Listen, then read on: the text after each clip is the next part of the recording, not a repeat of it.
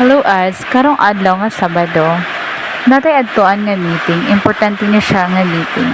So nakita niyo nag-hike ko diri, perting hanga ka na nako ana, perting kinang hambog at taas kayo ako ang gianan. So hinahinal akong hike ana, pero grabe na, gahagalhan ako sa kahangak ana ang tita. Ay, joke lang. Pero kita na to, nice kaya ang abot na to sa taas. No, di ba? Wapo kaayo. Pasensya na mo sa ko ang background kanay music. Music nga, ulan magudro no eh. So, mo to, isulod na ko sa gate. Pag human og meeting, pauli na pod.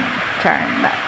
Hapon na naman ang meeting. So, good yan niya, buntag, naabot ko. I guess, alas 8 sa buntag. So, hapon na minahuman.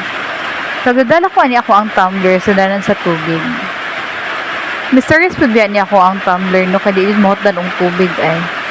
So mo to ning gawas ako gikan sa gate, nag-hike na pud ko pagawas, hinay-hinay lang kay padulog na maguni diri dapita. Next kayong diri ang dapita kay daghan kay ka makita nga kuan kahoy, no, peaceful kayo. Sa akong tumbler permitin ako na kuyog-kuyog. Pwede dyan mahurot ang tubig sa akong tumbler.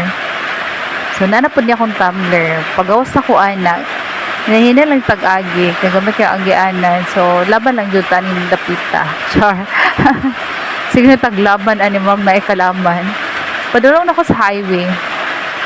Akong tumbler, permintin ako dalaw, di ba? Ang galing. So, wala may kuan. Commute ako, wala may bus. Sakay ko aning sa tawag ani. Basta mo na ni siya.